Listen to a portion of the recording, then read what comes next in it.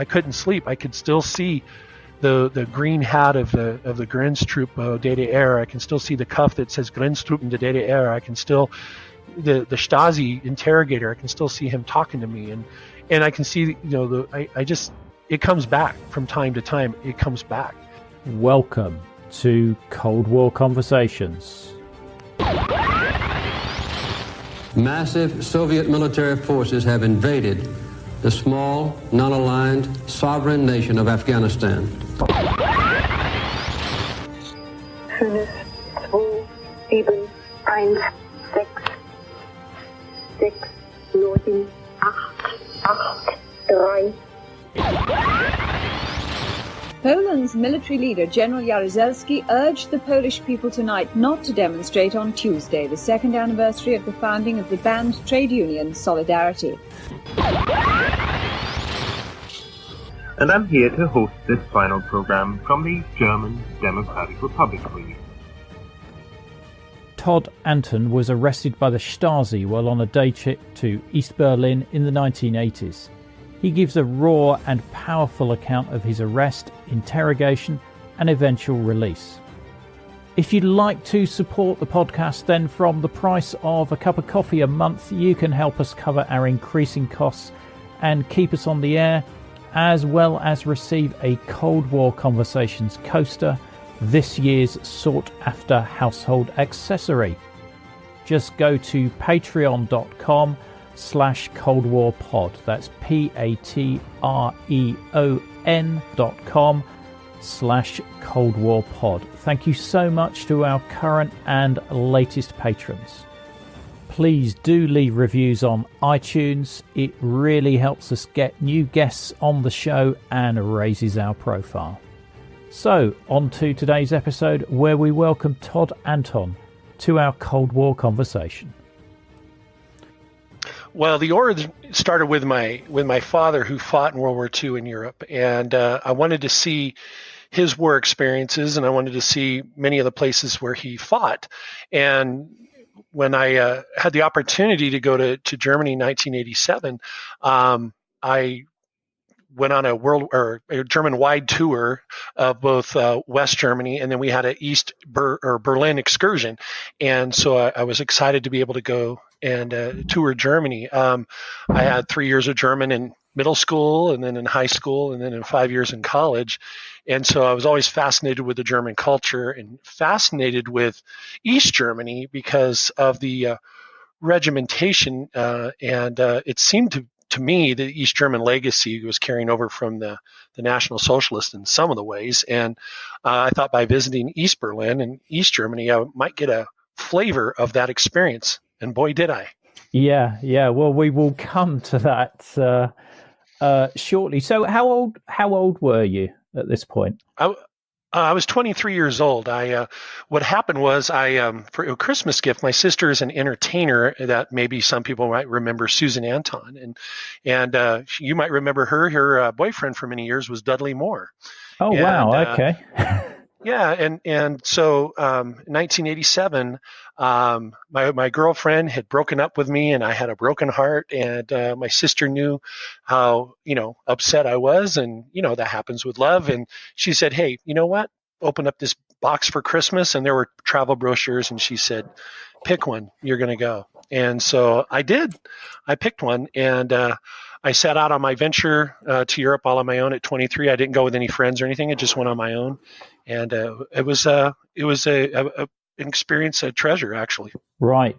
So where did the tour start from? Well, we landed in Frankfurt, and then we went from Frankfurt and then we went to the Rhine, and then we went up to the Moselle Valley, and then we went to Hamburg, and then from Hamburg we took the transit road into West Berlin, and then from West Berlin I went to East Berlin, and then we went from East Berlin down to Nuremberg and the Romantische Straße, or the Romantic Road, and then down into Munich, and then Munich into the Black Forest, Freiburg, and then up to Frankfurt again to go home. Right, you really did the whole German experience then. If you want to call it that. Well, I mean, it's hard to do that in 12 days, but we did the best we could, and I had a little bit of a delay in my trip that we'll go over, but I'm dying to get back there. Yeah, yeah. No, great country. I'm always keen to travel there. What were your fellow travelers like? Very eclectic group. I had a lot of retirees, some military retirees, by the way, too, that were on a trip. There was a group of four girls or women, I should say, that were working for a publishing house in New York City. So I was interested in all of them. And then we had some 14, 13-year-old kids of some of the families that were there. It was, like I said, a very eclectic group. It wasn't it wasn't a very enthusiastic group. Everybody was there. It was pretty boring, to be honest with you. They were just like looking out the window, and I liked going out at night when we were in Hamburg and we went to the Reeperbahn. The tour guide was around my age, Justice, and we went out and partied pretty good with him and had a great time. Manfred, our bus driver, they were showing me, when the tour was over, the fun started because everybody went to bed so early. And 23 years old in Europe, I wanted to have some fun. Right. It sounds like I might have to do another interview with you about the fun you had after everybody went to bed. That's a good story. Well, we're parked that one for the moment. So you mentioned about traveling to West Berlin along the transit route through East Germany. What were you warned about before you made that crossing? Yeah, for us, it was, for me, I can't really speak for the others, but when our tour guide came on, he said, we're going to be going into East Germany, because obviously you have to go to East Germany to get to West Berlin. And he said, if you have multiple Bibles, if you have magazines or multiple magazines or newspapers that you're holding on to or whatever it is, you need to get rid of them. Or they could confiscate them. They might not take them. They might take them. But they will go through your luggage and they will go through everything in here. And so if you happen to have two Bibles in your suitcase, then, they might take one of them, but it might be your spouse's. So make sure you're clear with that. But they were, the whole tone changed when our driver, Manfred, was our driver.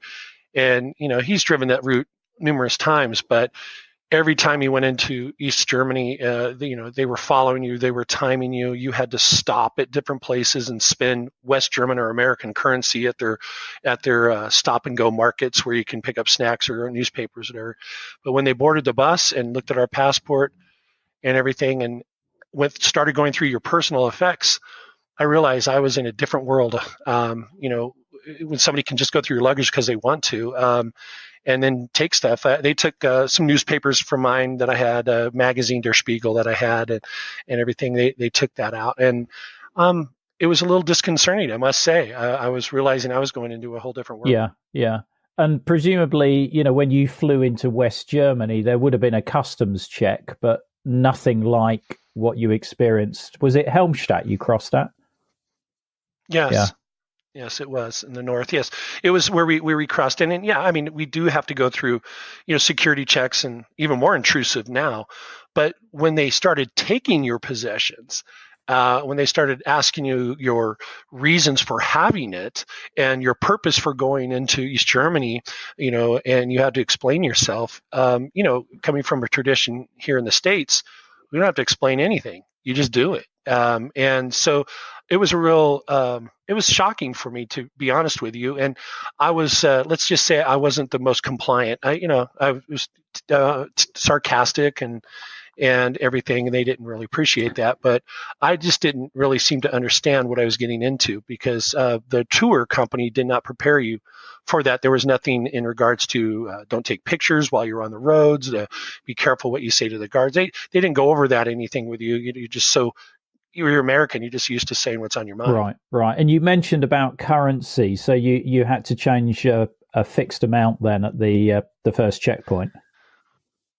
Yes, and you were required to spend it, and because as East Germany was at 1987, they were going broke, so they needed as much hard currency as they could get, and so they were preferring that you actually spend American money. They didn't want you to change it so much into West German marks. So what I did, and I'm glad I did it, is I took all my American currency and West German currency that I had, and I hid it. I put it in a money belt and everything, and had it all put away, and so they couldn't have access to that. And but nonetheless, I still had to spend it. So I bought sodas, chips, and Neues Deutschland, an edition of Neues Deutschland, which I wish I still had. But it was, $25 we were required to spend, and it really was a money making scheme. Yeah. No, I remember struggling to spend my 25 Ostmarks on a day trip to East Berlin. But anyway, we're here to hear your story, not mine. So when you arrive at the end of the transit route and you're entering West Berlin, how difficult was that? Because presumably they're trying to stop East Germans trying to get on your coach and get into West Berlin. Yeah, we did. The transit roads were pretty wide open. That was what was disturbing for us is behind us was a police car. I don't know if it was Volkspolizei or whatever, but I do remember this blue flashing light behind us the whole way, and they were following us. And their bus driver was extremely nervous about it. And the other thing is they would fine you if you exceeded the speed limit, and you had to go to different checkpoints and spend your money again. So it wasn't like we just went to one mini market to buy something. We went to 3. And so, they would time you. And so if you left, at 11 o'clock, you better be at the next one at 11:30, and if you didn't make it, then the tour company would be fined, and they would, it was all a cash making scheme. And having that pressure on you and having those 3 guards go on your bus and the mirrors and the guard dogs and them looking at the passport and then looking at you and looking at the passport again. It was just the stress and the tension was something that it was palpable. You really felt it. And then when you went through customs again to get into West Berlin, you go through the same show again, and they ask you the same questions again. And what I didn't know is that the same questions they're asking, they've already heard your responses from when you came in up in Hamburg or in that area. So if your answers deviated in any way, they were going to delay the trip. And your entry. So you better be clear on what you're saying.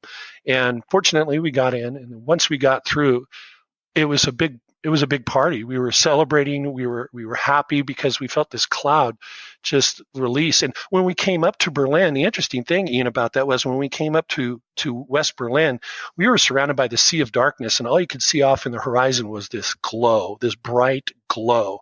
And if anybody has ever flown into Las Vegas or been to Las Vegas at night, you can see that from a distance.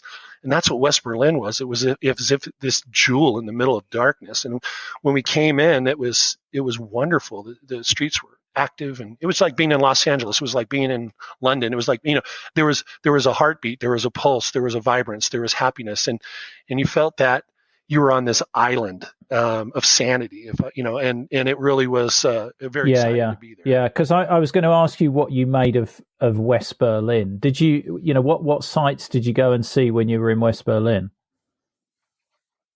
Oh, wow. We went to the Pergamon. We went to the museum, Alte Pinakothek. We did that.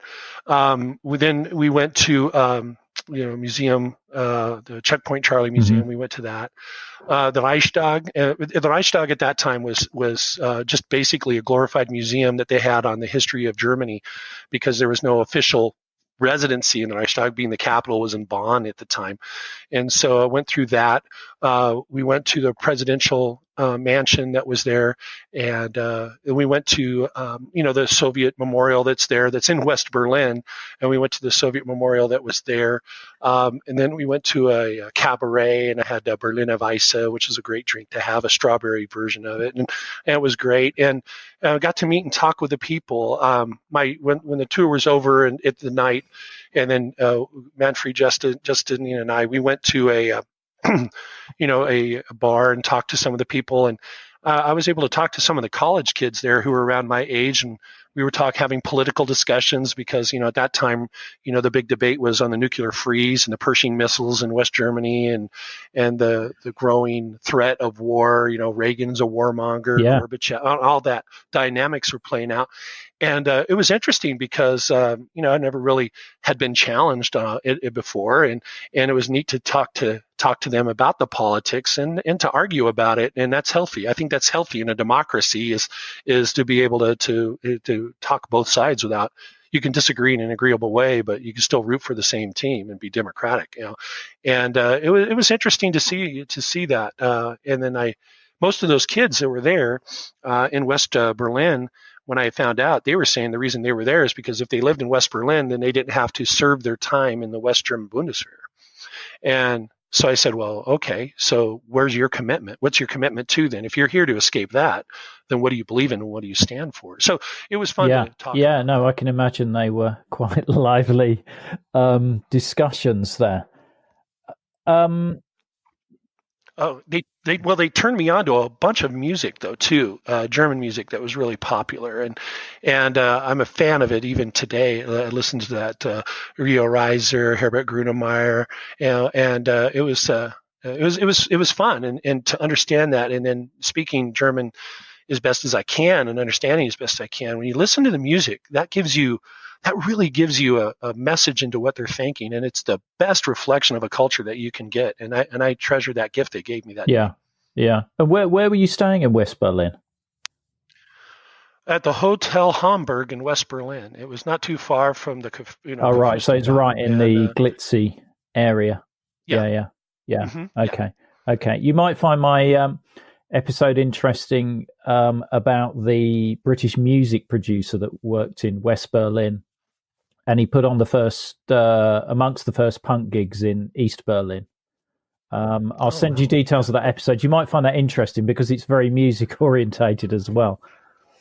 Well, yes. You mentioned music. I mean, I was in Berlin in July, and I left like the end of June, early part of July, and what had just happened in Berlin, two huge things that had happened in West Berlin at that time was, we were all familiar with Reagan's tear down the wall speech, and that happened just 2 weeks prior to me coming there. So everybody in East Germany was already angry enough. But the other event that a lot of people forget about, or it was in May, David Bowie had a concert at the Reichstag. And millions of people were attending that. And David Bowie had his concert. But what he also did was install speakers to blare over the wall into East Berlin. And so the East Berlin youth were thronging as close as they could to the Brandenburg Gate and to that area. And the Volkspolizei, the Grenzpolizei were having to, there was riots going on because people were wanting to get over the wall to go to the concert and wanting to hear that. And David Bowie was very, strong into making sure that music got blared over the wall into East Berlin. So you had the David Bowie concert on top of Reagan's speech, and you had even a more acutely sensitive East German ego. Yeah. So you were crossing into possibly the perfect storm for what happened next. That's for sure. So let's come on to your crossing into East Berlin. So this was a day tour, which is just one of these standard tours that they were operating at the time. And you came in through Checkpoint Charlie, and there was a little bit of a problem with your T-shirt. Yeah, that's what I was going to mention.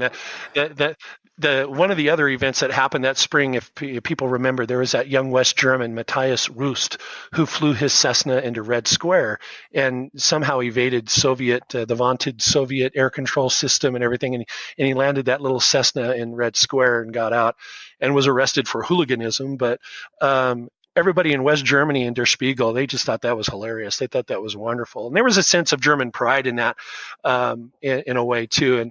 And they had these, the Germans are wonderful for their sarcasm. And there were these T-shirts in German, but it had a picture of the Kremlin, and in German around it, it was written, "Now opening International Airport Red Square," and it had a German Cessna in front of the Kremlin there, and it was a hilarious shirt. So I bought one and everything. And so I thought, well, we're going to East Berlin tomorrow. Let me wear that shirt. And so I had that shirt on when we were going through our through Checkpoint Charlie. And they, the American side, they just wave you through. There's no big deal. You log in and tell them what tour you are, what time you're in. And I think you had to be out by like 4:30 or something like that. There was the time you had to be out because to stay in East Berlin, you had to have an appointment and you had to register and all of that. We didn't do that. We were just there for a day tour.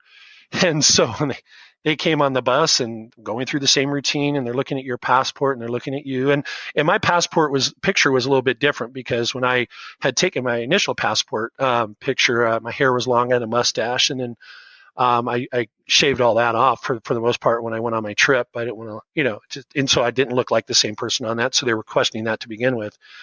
And then the guard looked, and he stopped at me, and he looked at my shirt, and he said, you can't wear that here. I said, well, I'll turn it in out. And he goes, no, you don't understand. You can't wear that here. Give it to me. And I said, what am I going to wear? He goes, that's not my problem. And so I'm looking around, and people on our trip goes, I have an Adidas sweatshirt. You can wear that. A zip-up shirt. You can wear that, and everything. But I'm 6'7", and so it looks like whatever they're going to give me is going to look like a tube top. And I didn't want to wear that. But the guard was funny. When he saw that, he saw my shirt, and he actually kind of laughed a little bit. He kind of chuckled to himself. And he said, I'll be right back. And so he came back, and he gave me this T-shirt, and he says, wear this. And then the T-shirt had this hammer and sickle, and it said CCCP on it for, Russia, for the Soviet Union. And I had to wear that. And so I put that on, and he took my shirt, and he marked, they were writing down, and there was him and a gentleman behind him with a booklet, and he was writing stuff down. So I'm assuming they wrote stuff down about me. And then they waved us through, and we went through the processing and the mirrors and all of the security checks that they do. Then actually, after we got cleared to go through Checkpoint Charlie and go into Berlin, our tour guide from the West, Justice, he sat down, and the East German tour guide got on. And he was in charge of the trip. You had a East German tour guide that was on our bus, and then he brought with him a gentleman who another additional person. He came in and kind of sat towards the back of the bus, and this gentleman conducted a tour of East Berlin. Right. Tell me about your tour guide. I mean, presumably they were very much keeping to the East German party line and describing things in glowing ways. Yeah, it was a propaganda tour, and he got on, and he was a pleasant sort. His English was excellent, and everything. He was a member of the SED, the Socialist Einheitspartei, and he had to be to do that. And our tour, just to be clear, our tour that we went over, we're all Americans. There was no Canadians or anybody else. It was pretty much everybody from our tour signed up to go. So we filled the bus up with our team, and so to speak. So that was nice.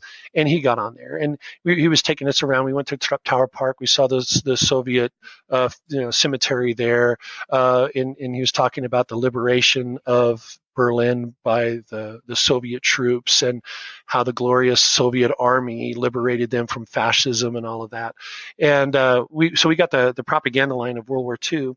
But then we went to the Palace of the Republic, and then we went to Unter den Linden, and we went to the Neue Wache. We went to the Rotes Rathaus, so the Red City Hall, and it was fascinating to be there. And we went to a typical lunch, and since we had to spend our West German money, or 25 marks that we had, we ate like kings, because most of the people there didn't have that type of money. So, you would order something, and your portion, it was just a massive amount of food that you had. And some of the people that when we were eating out in the little beer garden there outside to eat and ordering it, it reinforced to the East Germans this decadent capitalist people who could just pay for money and get all this stuff. And I didn't realize it was reinforcing the stereotype, but the resentment that they had, and people wouldn't talk to you. They wouldn't talk to you at all. I was trying to engage them in conversation and everything, even in German, and they were like, no. I had a warning that if anybody came and talked to you, that those people could be in trouble, for talking to you. And I just thought how odd that was. But our tour guide and I got into a debate. He was saying America was imperialistic and wanted to bring a nuclear Armageddon to the world, that Reagan was a warmonger, that the United States was not, in the community of nations as the Soviet Union and East German were. And, we look out for the workers. And he was talking about, poverty, and you don't see any, slums or anything like that in East Berlin, and the socialist system works.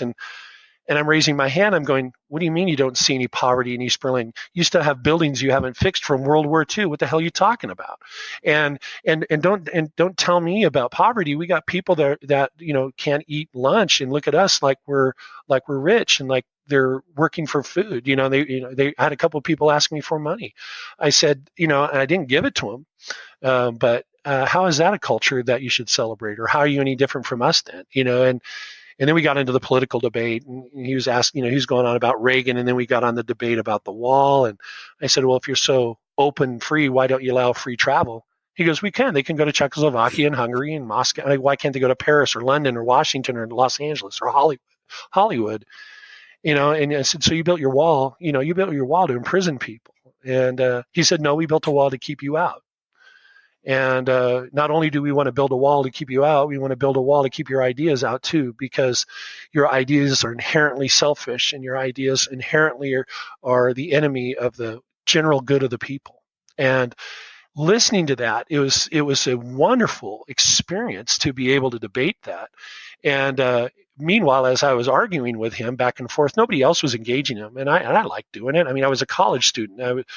Back in those days, college students were taught to have free and open discussions and not just conform, as we seem to see today. But we were able to debate and ask. But that gentleman who was with him, his partner with him, was scribbling notes furiously as I was going back and forth with him. And I asked him who his friend was. He goes, well, he's just making sure I'm doing my job and a quality check that we're representing our nations with honor and dignity and everything. And I have no idea that the gentleman behind me scribbling notes worked for the Stasi, and I found that out. Yeah, and I remember you saying before that you reached some sort of agreement around World War II at Treptower Park because of your father's story, didn't you? Yes, I mean we were arguing at lunch, and then after lunch we went to Treptower Park and we were there, and I went and bought some. Because I had to spend my money, so I went and bought some flowers, and I placed some red roses, a bouquet of red roses. I placed at the entrance into the Treptower Park there in honor of their sacrifice. Say what you want, but the Soviet soldiers, the sacrifice of the Soviet Union is undeniable. You can't argue that. And doing that, they said, why are you doing that? And I said, well, my dad fought in World War II. My dad fought all the way from France, all the way into Germany, all the way into Czechoslovakia. And my dad was on occupation duty in West Berlin.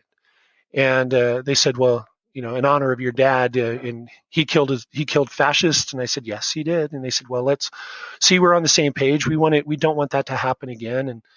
And I said, they said, that's why we need to let Europeans run it. And I said, well, we'll let Europeans run it as soon as you get your Soviet troops out of East Germany, leave Germany alone. And you still have your troops here. We still have our troops here. And he was, well, we were on the same page for a little bit there, Todd. But, once you started arguing about your hero, Reagan, you lost us again. But there is hope. There is hope. And that hope rests in when we fight evil together, we can do great things. And there's no arguing with that, but it was interesting how quickly they seized on me, just laying flowers there out of respect, and my dad would talk to me about some of the troops he met in Berlin when he was on occupation duty, and there's a stereotype of the animalistic, barbarous behavior of the Soviets in Berlin, and that's definitely true. But the gentleman, people he came into contact with, were fascinated. He said the funniest thing he saw at his time there was they had strawberries and they were washing the strawberries in the toilet. They didn't really understand what a toilet was, and they put the handle down and flushed their strawberries down the toilet. And he said it's the funniest thing he ever saw. They didn't know what that was. And he just thought how amazing being in the service was to take him from a small little town in California, and here he is flushing strawberries down the toilet with Soviet troops. It's amazing the journey one's life can lead to. And when I talked to my tour guide about that, and it was a real human exchange face to face, and it made it less argumentative. And you're like, well, you're people too, and it was a intensely personal experience, and I really enjoyed it. I wish more people, well, in that sense, we're having the conversation, not interrogation, but having that kind of conversation with somebody else that leads to a lot of mutual understanding and breaking down a lot of barriers. So yeah, no, it's interesting there that you did find that common ground there over the when we were allied and the US were allied with the Soviet Union fighting Nazi Germany. No, that's really interesting. So you do the tour, and then you're back at Checkpoint Charlie. Right. Well, one of the what happened was we were getting ready to leave, and we went. Our last stop before we went to Checkpoint Charlie was at the Neue Wache, or New Watch, where they changed the guards, and the goose-stepping guards are there. And inside of there was the eternal flame at that time, the eternal flame to the victims of militarism and fascism that they had. And, it was like the changing of the guard there, like we see at the Arlington Cemetery here, that, the guards at Buckingham Palace, it was their pageantry, and I wanted to see that. And it was very amazing. So I got off the bus and went over to the Neue Wache to take pictures of the changing of the guard. And we got out there, and our American group, a few of us got off the bus, maybe about 10 of us did. And we got over to the Neue Wache, and we're standing on the steps there, and they're changing in the guard. And it was, a few of us there. But there were other people there from, it was interesting, they were from Vietnam, North Korea, and China, and Nicaragua. And here was these Americans here, and they were looking at us like we were from Mars. But anyway, they changed the guard, and I thought that was just fabulous to see. And then on the street right in front, just along Unter den Linden, pulled up this German deuce and a half, or this East German truck, and it had the canvas on the back, and the typical like you see in the military. And I'm like, well, that's pretty cool. And look at that. And there was all full of soldiers in the back, the NVA soldiers, National Volksarmy soldiers. And they were towing on a flatbed trailer, they were towing like an armored personnel carrier, an APC. And I'm like, that's really cool. So I left my group over there taking pictures, and I walked over to them, and I started taking pictures of them. And I started taking pictures of the armored personnel carrier. I started taking pictures of that. And then I went back to my group. Nobody said anything. But I took pictures of that, because here in the States, we see military equipment going up and down our road all the time, and we take pictures of that. And it's, you interact with the soldiers and talk with them, and nobody said or yelled anything at me. And I went back over to our group and saw the soldiers take their place. And I was pretty cool. It was pretty impressive to watch that. And then we got back on our bus, and wasn't thinking anything about it. We were leaving early because this day was the 4th of July. And so our tour guide was going to host us on a 4th of July. We're going to have hot dogs and hamburgers and a typical American dinner. And they were going to take us over to the fireworks show and all of that in honor of our 4th of July. And so we were all looking forward to that. And so we were going through Checkpoint Charlie, and I had on my Russian T-shirt, and I was sitting there, and the guards got on the bus. And they were going through checking everybody's passport. They didn't check mine. And I held my passport up. I'm like, here's mine. And no, nothing. And so they got off. And then all of a sudden, this group, 4 to 6 people, Grenztruppen, and then these gentlemen in gray uniforms. And I don't know what they look like, AK-47s. I'm sure the Germans had their own version of it, whatever it was. But they had their machine guns on their back, like you see. And they came on the bus, and they looked at me, and they said, "Mitkommen," and it means you're coming with me. And I went, "No, I'm not." And "Mitkommen, stay auf Mitkommen." And then I went, "No," and no, I'm not going to go with you. And they didn't, tell me what I did or anything like that. They just said, "You're going to go with me." And then they looked at our tour guide, our West German tour guide who was leading us, and he says, "You know the protocol, and take care of it, and contact your people." And then they reach down, and it's hard to talk about sometimes, but they reached down and grabbed me by the collar of my Russian T-shirt, ripping the collar, and literally dragged me off the bus. And I said, "No, I'm not going. I didn't do anything wrong. I'm not going." And they pulled me off the bus, and I'm standing there. And they had their weapons, and their weapons were pointed at me. And Wow. I've never been so scared in all my life. I couldn't believe what was happening, and their weapons were pointing at me. And I stood there and watched my bus go through to West Berlin, go to the other side. And I have never felt more alone in my life than when I stood there with those East German guards with their guns at me, and I watched our bus leave, and I felt utterly helpless, utterly alone. And I didn't know what the hell I had done. And I was at their mercy. What was going through your mind at that point? What did you think was going to happen to you? I thought I was going to get my butt kicked in. I had no idea. I mean, the way they pulled me off the bus and how physical they were at that time, they weren't very kind. And let me tell you that. So yeah, no, they took me off the bus. They dragged me off the bus, and what was going through my mind is they were speaking German so fast I couldn't understand it, and I was scared and terrified, and so I didn't have the chance to really concentrate on what they were saying. But all I heard was, the questioning. I heard, take them for questioning. And so I just saw our bus go. I was alone, and then they pulled, they drove these Trabants, these little teeny cars, and I'm 6'7", and it's really hard to fit in the back seat of a Trabant, let me tell you that. And they pretty much pushed me into the back of that, slammed my head against the frame of the car doorway, getting in the back. And then they had me put on these these patches over your eyes, like when you want to sleep on the plane, you put those, blackout, blindfold things over your eyes. Yeah. So they made me put those on, and then we went on a drive for, I want to say a half hour or something like that. We went on a drive, and I knew I was in a police car because I could hear the radio. And my dad was a police officer here in the States back in those days. So, I mean, I knew I was with police officers. I didn't know what I had done. And I was trying to calm down, and I wasn't crying or anything. I hadn't got to that point. I wasn't saying anything. I wasn't going to say anything. I kept telling my mind and myself is, anything you say is going to make it worse. Just shut your mouth. Just shut your mouth. Anything you say is going to make it worse.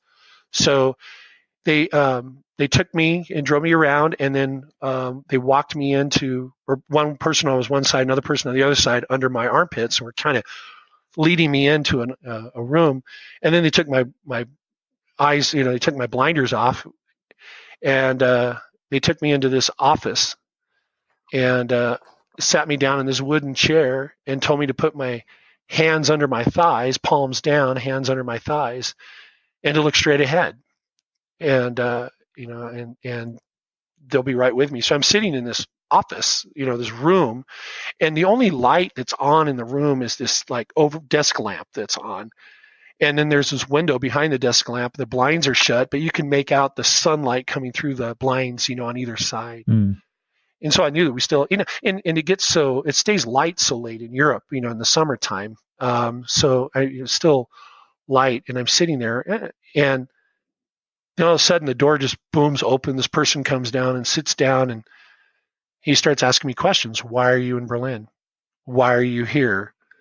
Do you have friends here? Do you know, asking me all these series of questions. And I'm like, no, I'm on a tour. I said, you have my camera, develop my film, and you can see I'm on a tour. I don't know what I did wrong, and they said, they finally told me what I had done wrong. And they said that I was defiant, disrespectful, argumentative, and a threat to the social fabric of the German Democratic Republic. And then they said that I took forbidden photos. And then he was trying to struggle with what he wanted to say. And he said, and I said, well, in German to him, I said, who in the hell parks their military equipment in front of a tourist area and doesn't expect pictures? I mean, how stupid is that? Well, that's not really what you say to people that are interrogating you. And then he proceeded to tell me that your American smart mouth needs to be shut, and he proceeded to hit me, slap me across the face with the back of his hand pretty hard. And at that moment, you just don't realize how precious your rights are, in a free and democratic society. The rights of the accused are to me sacrosanct. They're special. And here I was, I had nobody advocating for me, nobody looking out for me and everything. And every time a person would ask me a question, human nature, you would turn your head and you would look at them and talk to them. And they kept telling me, no, don't look at me, look at the picture. They wanted me to focus on the picture, look straight ahead, and sit up. And I had to go to the bathroom. I was thirsty, and no, you can't go. You're staying here. No, you can't go. You can't take a break. You have to stay here.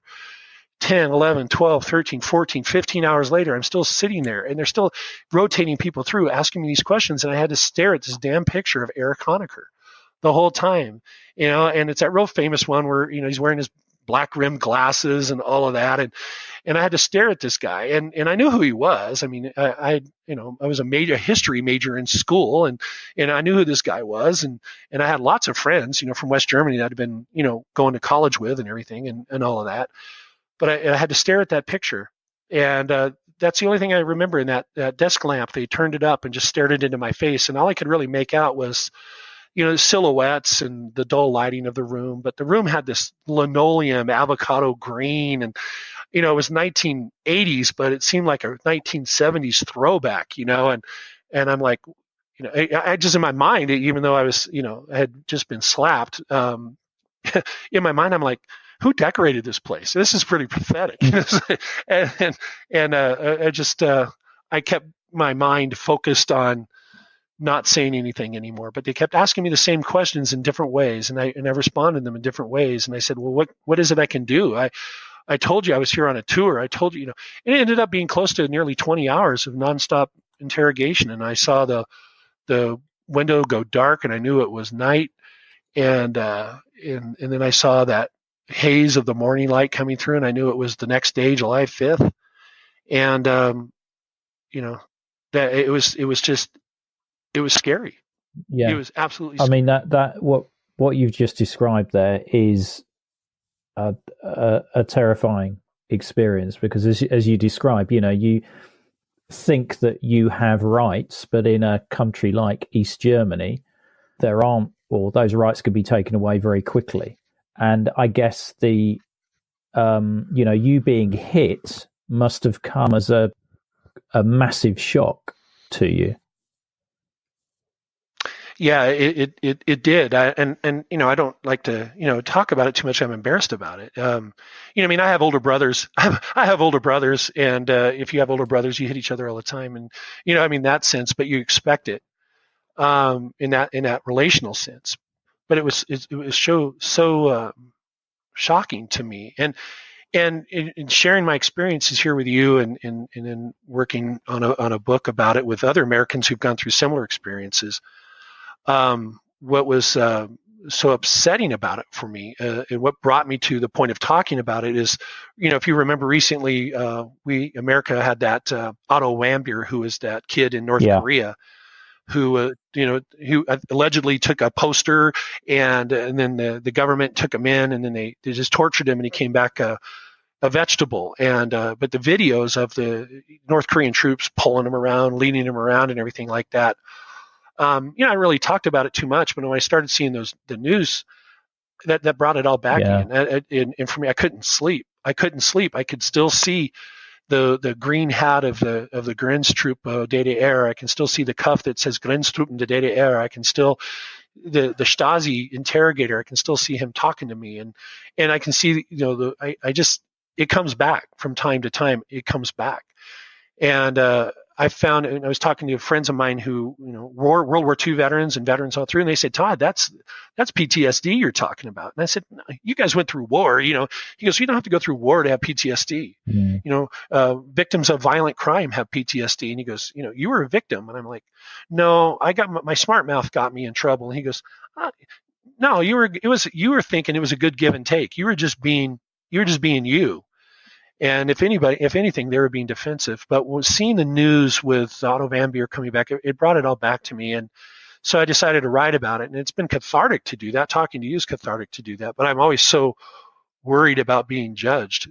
What kind of a man allows himself to be hit and doesn't do anything back? That there's absolutely no judgment there whatsoever. I mean, I'm honored, and I'm sure the listeners will feel honored that you've, shared your story with us and been so open and honest about your experiences. And there's absolutely nothing ashamed of or I don't know. I'm amazed. I mean, one of the things that I wrote down whilst you were talking there was that I was amazed that you retained your sense of humor in terms of thinking about the decoration of the room and how bad it was.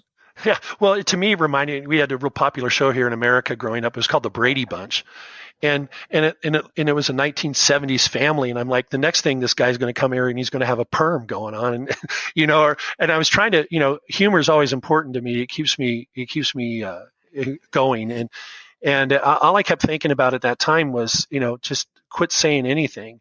But when I answered him, and one of the last guys who came in to talk to me, one of the last Stasi interrogators came in to talk to me, his English wasn't very good, and and I said, how can I help you?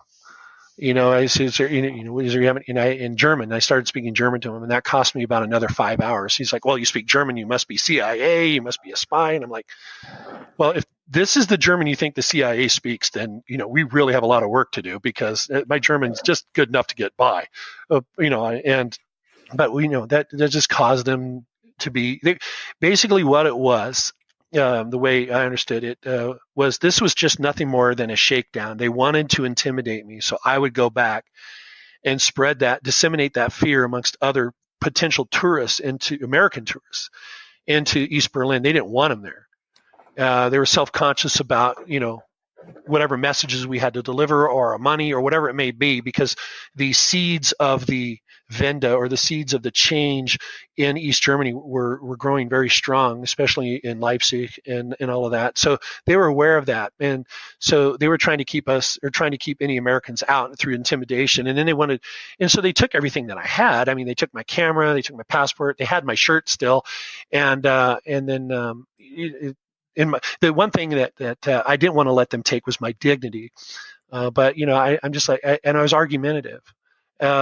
And what I found out is one of their trainings that they have for Stasi, and what they have is the more argumentative you are, or the more indignant you are, to them that means that you're innocent. People who are guilty, cry or quiet, or apologetic and everything like that. That their training says that is an admission of guilt. Well, I didn't apologize for anything, because I didn't know what I was apologizing for. And in doing that was a signal to them that I was legitimately a tourist who just was unwelcome and all of that. And so when I heard them talking about, the group of officers came back in and they were talking, and I could make out what they were. I could hear that I was going to be released. And so I was excited about that, of course, but I wasn't demonstrating that excitement.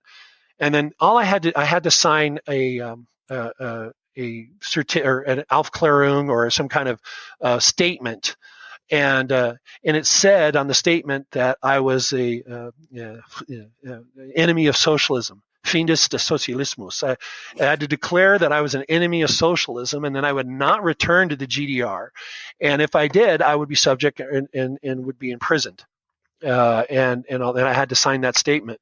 Well, two things. There was no way in hell I ever wanted to go back to the GDR that way. And then the other thing, to declare myself an enemy of socialism, was something I was and still proud to say I did. And so I signed that, and they said, okay. And they took me out, and I thought I was in a totally different location, but I was still in Checkpoint. I was still in the East Berlin side of Checkpoint Charlie. I thought they took me on that car ride to disorientate me, to think I was somewhere else. And so I'm like, I'm in the same place. Where'd you take me? And I was just confused with that. Yeah. And then the soldier who took me to the other side of the wall, he was the same one that was on the bus who told me I couldn't wear the shirt. And so I had his CCP shirt on, or his USSR shirt on, and he had a bag, and he goes, "This is your stuff." And so he was walking me out to the gate, so to speak, to go over to the other side. And he got to a point where he had to stop, and or he'd be shot, and or something would happen to him. He said, "I can only go to here." So he set the bag down. He goes, "That's yours." And I looked in the bag, and I can see my shirt, and I said, "Well, thank you for my shirt." And he goes, "I hate the Russians too." And I found that to be extremely interesting. And he laughed, and he winked at me, and he walked away. My camera was gone. My money was gone. Everything that I had was gone. My credit card gone. All I had was my driver's license and my passport. Everything else was gone, and except that shirt. And so I looked over, and I saw through the opening there was a black car there with two gentlemen outside of it, and they were waving at me. Todd, over here. And on the hood was the flag, American flag on the hood. And on the other side of the hood was, I'm trying to remember now if it was the Berlin or the West German flag. But nonetheless, the American flag looked pretty dang good to me. And so I had to go to the bathroom so bad. They wouldn't let me go to the bathroom. And it had been 20-something hours, And wow. So I get through the gate, and they came over and they shook my hand. And I told them, "Guys, I really got to go to the bathroom. I really got." And so I went over to the side of the wall and all of that. And then as you turn to walk back, they're towers, they're guards, and they all have their binoculars up, and they're all looking at you, and they're maybe 50 yards away. They're not that far away, 100 yards away. They're not that far away. And all the anger and injustice I had, and I just started screaming at them. And I won't use the language I used here on your podcast, but I was screaming at them, a few words that started with the letter F, and my feelings about Honecker, my feelings about them, and the American State Department junior officer who was over there. He was not much older than me. I think he just got lunch duty with me or whatever it was. But anyway, they were laughing pretty hard. And they got in the car, and then we went back to the American consulate there, and they debriefed me, and wrote down whatever it was. They debriefed me, and then I said, "Now where do I go? My tour's on its way to Nuremberg." And he said, "Well, that's we'll get you down there. We have a car that's going down on the Southern Transit road. We always have people coming and going. You'll just catch a ride with them. I've already called your tour company, and they've alerted your guy to pick you up at the." To pick you up at the train station there in Nuremberg, and we'll just drop you off there. And okay, so we did that. And so I was exhausted. I got in the car, and we started to drive down to Nuremberg, or to the south, and it finally came out, and I was in tears, and I was crying, and I just fell asleep. And then when we finally got to the border to go from East Germany into West Germany, there down by the Nuremberg area. I think Rudesheim was the name of the city we went to first. But the German border guard, the East German border guard, was tapping with his ring on the window, that tap, tap sound on the window. And I opened my eyes and saw that uniform again. I jumped. I literally jumped. I could feel like electricity going through my body. And it was just as if I had gone through this all over again. And he said, "Don't show him anything. And don't, just hold up your passport." And he held up his diplomatic identification papers, and they just waved you through. They didn't even go through your trunk. They didn't go through anything because you had diplomatic immunity, and they didn't do that. So you just drove right through. And then once we got through that and got into West Germany, I was a wreck. I was crying, and I was so thankful. And I was telling this guy, thank you. And then when I hooked up with my tour, everybody was kind of worried about me because they didn't know what I did. I don't know if they thought I was some drug dealer or whatever it was I was doing. And I told them my story, what had happened. And they just said, "Well, the lesson learned is to shut your damn mouth, kid." And that's what some of the veterans on the trip were saying. And they were giving me a hard time. But those 4 girls that were working from New York City, they all thought I had an arrest record. So they, for some reason, they thought that was good. So we had a good time. But the rest of the tour went off without a hitch. But I lost my pictures, and some of the people had sent me pictures back from the trip.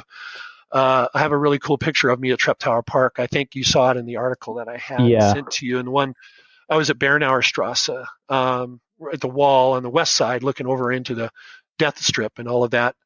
But that was a unique experience, and one I don't suggest anybody have again. But it sure made me appreciate it. And when that wall came down, I tell you, I wanted to be back there so bad. I wanted to go back there so bad. But I eventually did make it back there.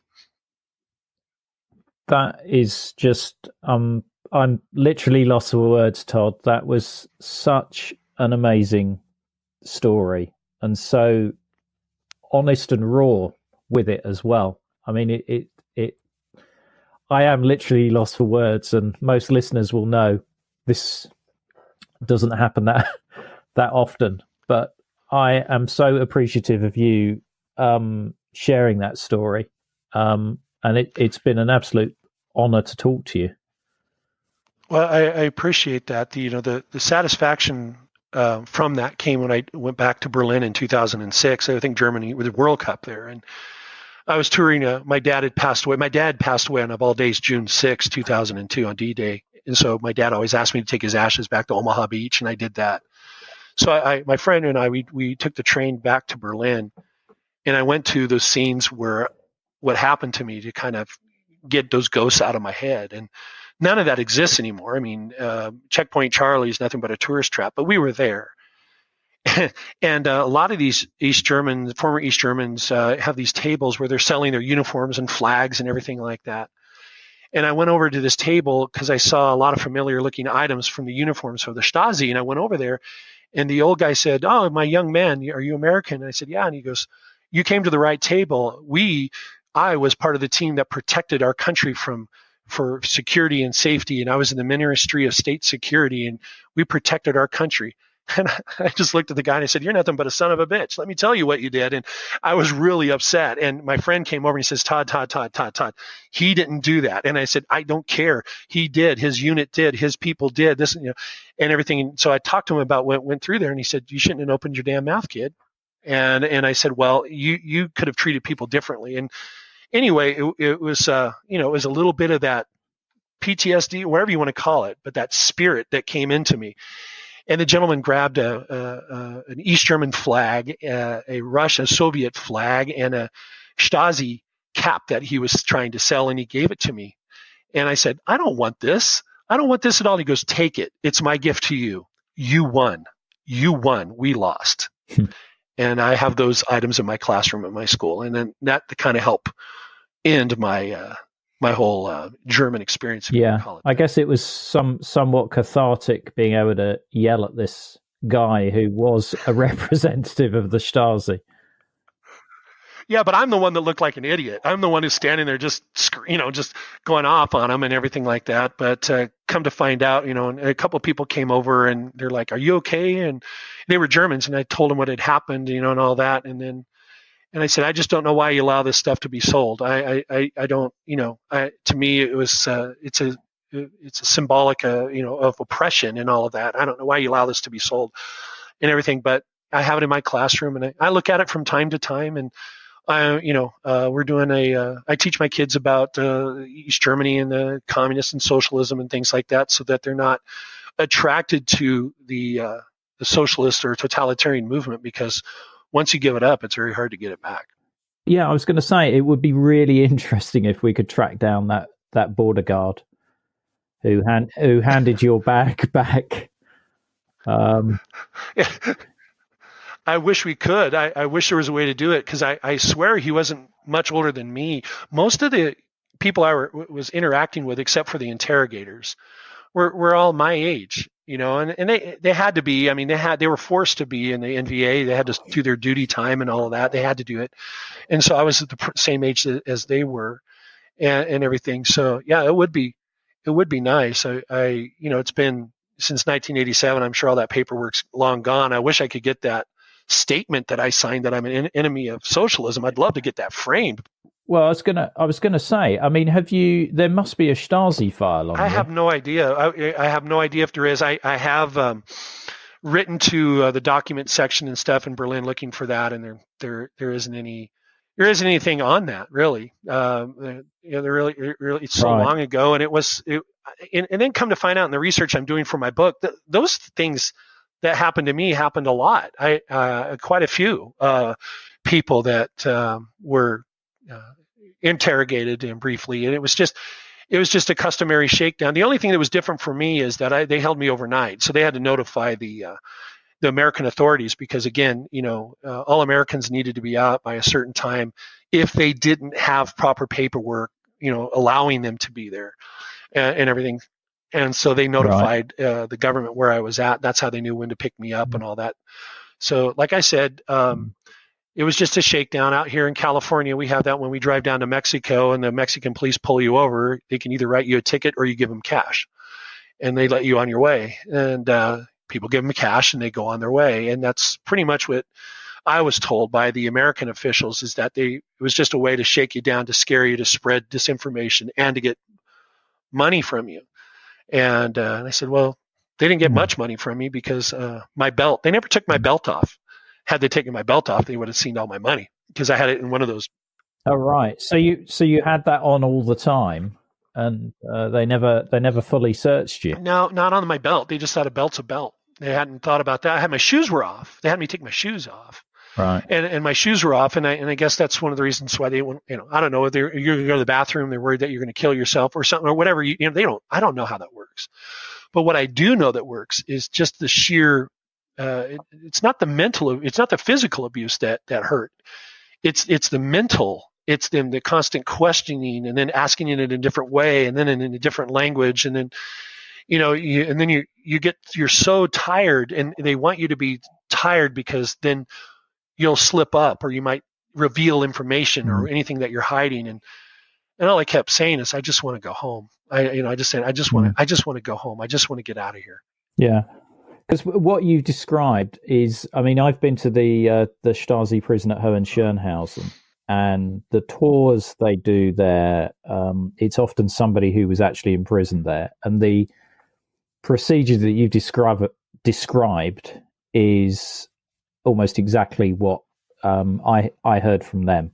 You know, particularly this palms under your thighs, look straight ahead, and the repetition, somebody else coming in, asking the same questions to make sure that you're still going to stick with that, absolutely echo the experience that you've described. And it sounds like, you know, by you being argumentative, you probably might have saved a day under their custody, you know, in so much they realized your innocence within a day. Right. It's, it's that when I did some research and starting to do the research in this, I mean, even though I have my master's degree in World War II studies and everything, my passion is grown into the whole German time of, you know, the East Germany, West Germany. And I'm really fascinated with that because I lived it, so to speak, and I'm emotionally connected to it.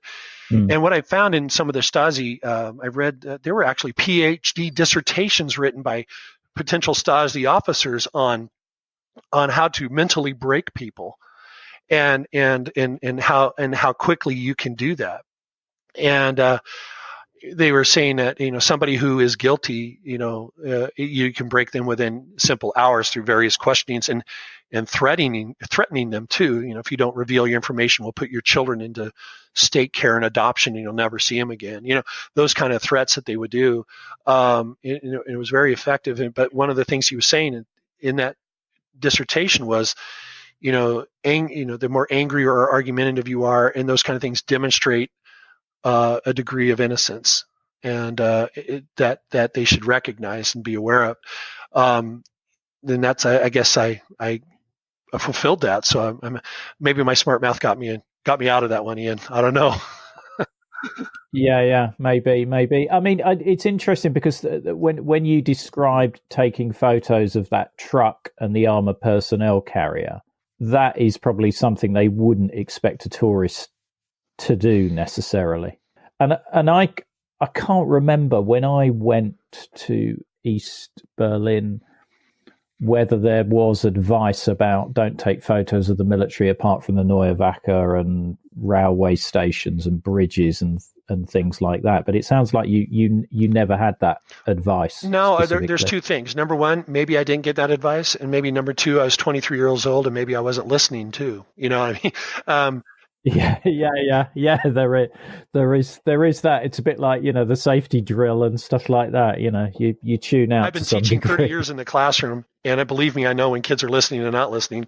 And I've been a husband for 30 years too, and I know when I'm listening and not listening too. So that doesn't mean they didn't do it. But there's a fascination somehow that I want to get back there. I really want to take my family back to Berlin someday, and to take them and let them see that, because a lot of this story I've kept in. My wife, she's like, I met my wife in 1988, and a year after that, but I didn't talk to her too much about it, and so she's like, I can't believe you went through that, and yeah, I did, and I wish I could take him back there. I wish I can show him that, and I must say that and I don't want to waste your time here. I know we've gone on a long time, but I really feel that I teach, that I think people need to understand, is how courageous and how brave the East German people were. They are the ones who took down the wall. It wasn't the Russians. It wasn't us or the Americans. It wasn't the West. It was them. It was the East Germans themselves who took it upon themselves at the threat of the army, and the threat of the Stasi, and the threat of the abuse, and the threat of arrest and death, to bring that wall down themselves. And they kept chanting, "Wir sind das Volk," we are the people. And every time when I see that in movies, or when I see that on YouTube or whatever, that night when they opened the gate and were shouting, "Wir sind das Volk," we are the people, I can't think of anything more inspiring to hear than that. And at that moment, when that wall came down, when they raised the arm at Bornholmer Strasse and people came through, at that moment, for me, I think World War II ended for the German people. And I think World War II finally was over, and they were able to determine their own future, and they were able to define what freedom means to them. Not what America wants it to mean for them or what anybody, but the German people themselves can do that. And so the real unifiers of the German nation were those East German citizens themselves, who were very, very courageous, and I have the utmost admiration for them. Yeah. No, absolutely. And also in other countries in Eastern Europe, like Václav Havel in Czechoslovakia and Lech Walesa in Poland, when they were going up against the state, they knew that they would be, interrogated, put under pressure, tried to be blackmailed. And, that it's interesting because, the East German interrogation techniques appear to evolve from less physical threat to more psychological, around your kids won't go to university, they won't get a job, that more indirect threat rather than physical threat. Although obviously you did get hit, and I'm not trying to denigrate that or undermine that. No. Well, like Erich Mielke, who was the father of the Stasi, of this, he based their operational system on from the Gestapo, and there were a lot of members, former Gestapo members, once they were cleared, in as far as the Communist Party and SED and all of that. But there were a lot of former Nazi officials in security services, whether it was SS or whether it was a Gestapo, that worked to develop a new security system. And it's argued that the Stasi were more effective than any Gestapo ever was. Yeah.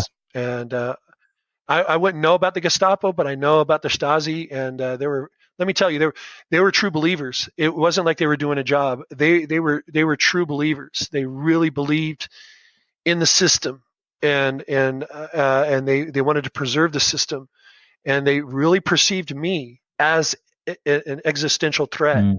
I was really the enemy. I wasn't Todd. I represented them, the embodiment of what was going to wanted to take something from them.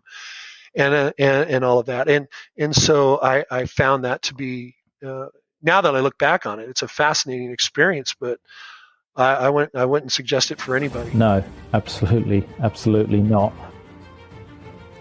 Well, that's it for today's episode. However, there's photos and videos in the show notes, which are at coldwarconversations.com/episode and the number 64. Don't forget, you can support us and get a Cold War Conversations coaster at patreon.com/coldwarpod. That's patreon.com/coldwarpod. If you like what you're hearing in the podcast, you can really help us as well by leaving reviews on iTunes, Stitcher, our Facebook page, or with your favourite podcast provider. This really helps raise our profile and get new guests on the show. If you can't wait for the next episode, do visit our Facebook discussion group, where our guests and listeners, just like you, continue the Cold War conversation. Just search Cold War Conversations on Facebook. And we're also on Twitter at Cold War Pod and Instagram at Cold War Conversations. Thank you very much for listening. It is really appreciated. Goodbye.